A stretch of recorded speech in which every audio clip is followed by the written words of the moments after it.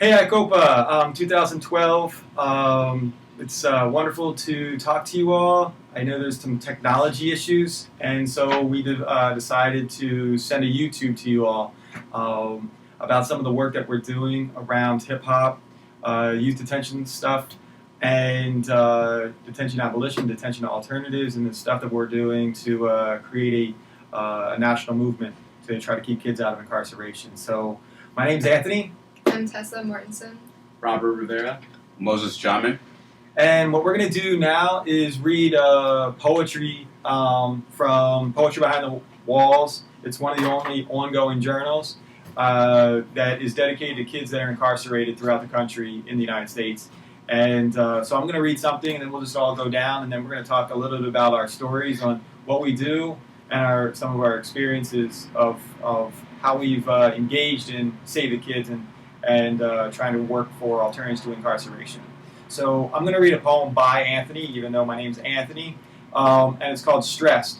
I'm so stressed in this place. I'm so tired of people talking about my case. I just want to go home, sitting here with nothing to do but write this poem. So I'm tired of having to fight, sitting in my cell from day to night. Does anyone understand me? My name is Anthony. I just want to be free.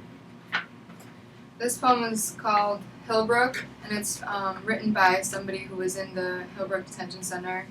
The person's name is Tyree, and the poem goes like this. I'm in detention, I'm locked up, they won't let me out, I want to go home, need to get on the phone because they stress me out. They tell me what I eat, they tell me what to wear, seriously I need to get up out of here. And then I have another one called The System by Lonnie. I'm tired of the system, I want to get out of the system. The system is broken. It's not a place to be. The walls are white and the food is garbage. I can't sleep at night because I miss my family. My back is hurting, my mind is racing, my pride is getting to me, and no one will leave me alone. The poem I'm about to read is called The Struggle by Bruce. Have you ever tried to cry, but tears won't come out?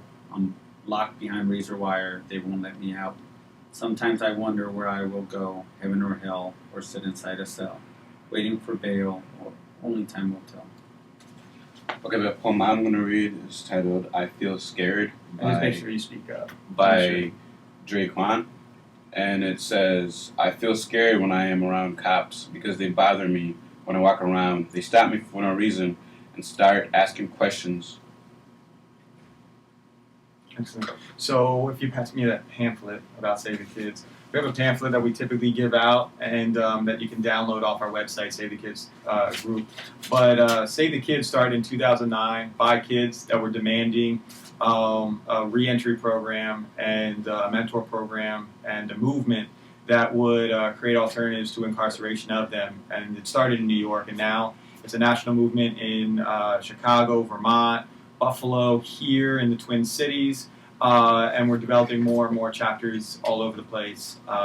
And so Save the Kids has 10 clear principles, and you can look at them online, and I'm going to sum some of them up. It's rooted in transformative justice, and what transformative justice is trying to get away from a punitive system of justice that demands somebody to be punished or incarcerated or locked up.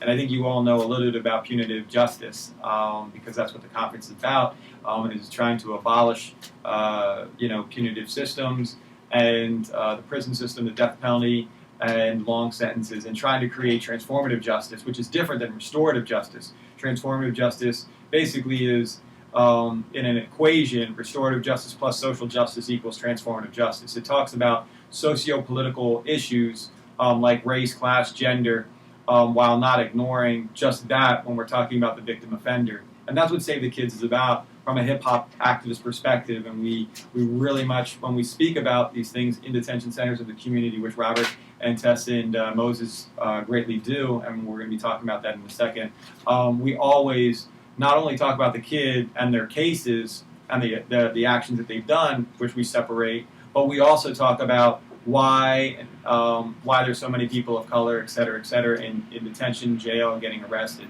So that's what Save the Kids does, and it was named by the kids, for the kids, and then we just get involved and are their allies, and we try to to do that and try to create more chapters. So if any of you that are listening to this YouTube right now, this video right now for this conference, please get involved. You can contact us, and then you can start a chapter in your own city and try to create alternatives and create a movement there. So thank you so much. What we're going to do now is just talk about some of the specific work that we do.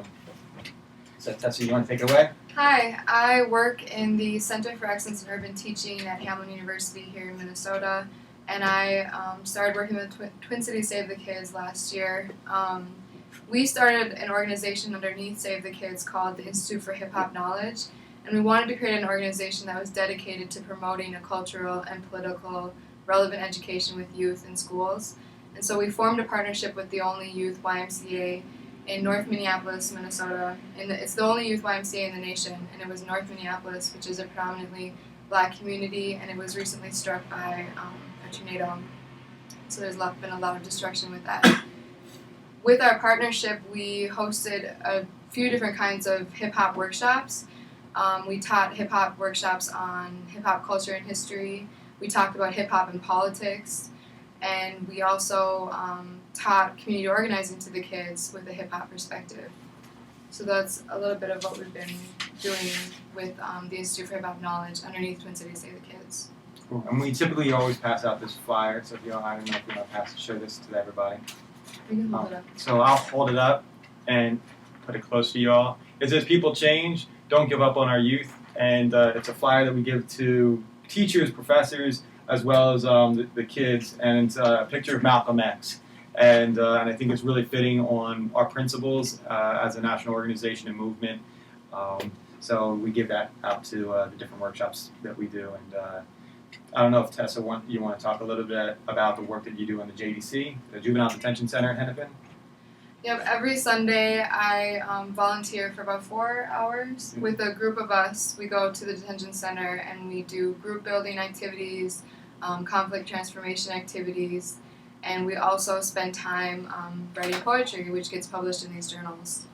So that's a way for the youth there to express their emotions and to articulate the experiences that they're having there in the detention center. So, And pretty much that's my intersection.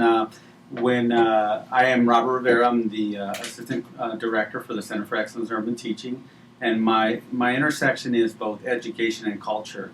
And one of the biggest topics we talk about is the school-to-prison pipeline and how the majority of our kids, of color, who are going into these institutions early on because of negligence of the school system in the districts.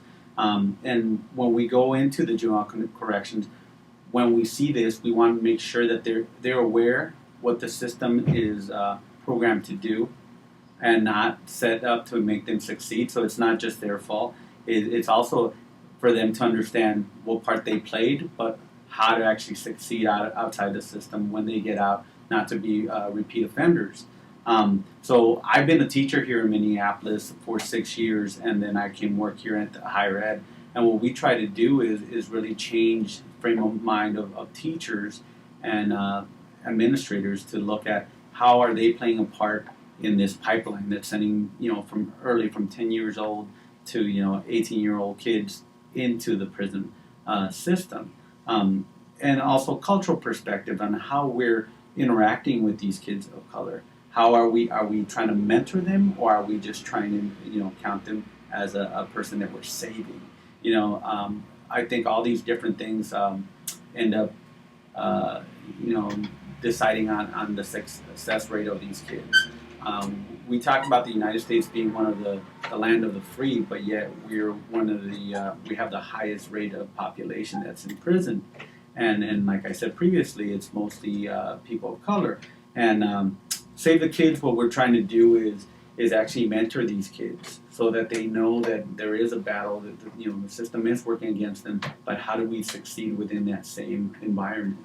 About a year ago, Anthony came with the idea of starting it here in Minneapolis and in St. Paul, and since then it's grown more than just the juvenile correction. It's actually at the prisons now. And along with my colleagues and students here at Hamline, we've had many different events held here on campus and off campus, speaking about the prison